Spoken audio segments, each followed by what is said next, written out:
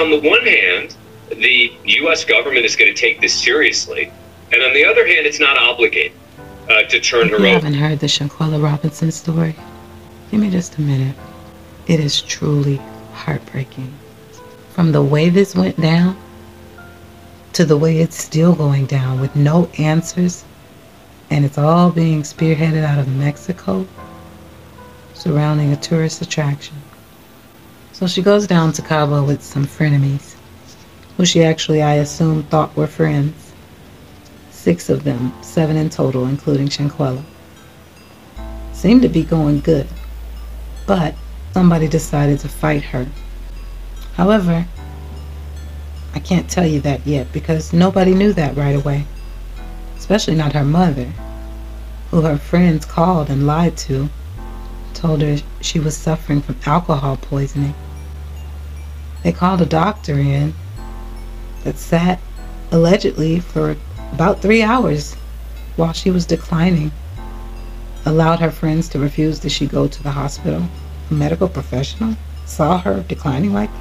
But then again, that's what the police report says. The autopsy said that she died about 3 o'clock, so there would not have been a need for a medical professional to sit for 3 hours. So, who in the hell knows what's going on there? The autopsy report also said she had spinal cord injury. I'm not going to tell you everything because you're going to see it. Big words. Not alcohol poisoning, though. That's easy to say. Mom is at home thinking alcohol poisoning, she'll be okay. But she's either dead or dying. We don't know because the police report says dying. The autopsy says she was gone. So we know what happened, but we don't know why and we don't know who. But we got a few people lined up. Remember, there was 7 in total. 6 of them came back like it wasn't shit. I don't know why the Mexican authorities let them just walk away like that.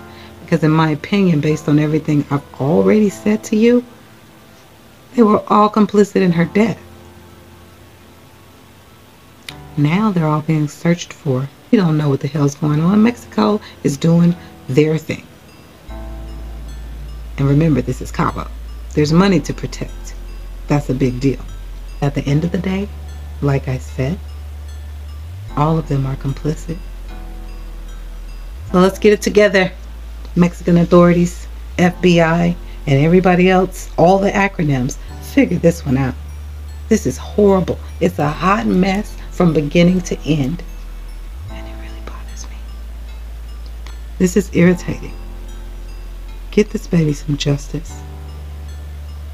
Let me share some clips. On October 28th, Shanquella traveled from her home in North Carolina to Mexico with 6 friends. They booked a villa in Cabo. These are images taken from a disturbing video circulating online. Her father confirms to CNN the video shows Shanquella being thrown to the floor and beaten on the head. It's unclear when the video was taken or if it depicts the moment she suffered the fatal injury. According to a copy of the death certificate obtained by CNN affiliate WSOC, Shanquella's cause of death was severe spinal cord injury and atlas luxation, which is instability or excessive movement in the uppermost neck vertebrae. The death certificate also notes that just about 15 minutes passed between the time she was injured and her death. We just waiting for someone to be arrested. Originally, the people Shanquella was traveling with, who her parents say were all friends from college, told her parents Shanquella died from alcohol poisoning. Something is not adding up right here. Not adding up because prosecutors in Mexico say evidence shows the death resulted from a direct attack, not an accident, and involved one of Shanquella's female friends. The suspect has not been named and no one has been charged, but Mexican authorities confirm an arrest warrant has been issued for the crime of femicide, the killing of a woman because of her gender. If you know Quilla, she always get away. So she gonna get justice, so I'm not worried about that. I'm more so disappointed that she was around people that she thought were her friends. The FBI is investigating and Mexican prosecutors are looking to extradite the suspect once they locate her. Shanquella's mother had spoken with her daughter the day before she died and said she sounded happy.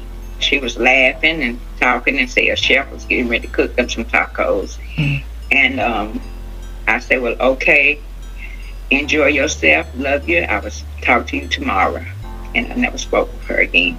The Mexican Attorney General has issued an arrest warrant for an unidentified friend who was on that trip. Since nearly everyone on the trip with Robinson has changed or disconnected their number, we hit the road trying to get in touch with them in person. No one was present at the first home in Jamestown.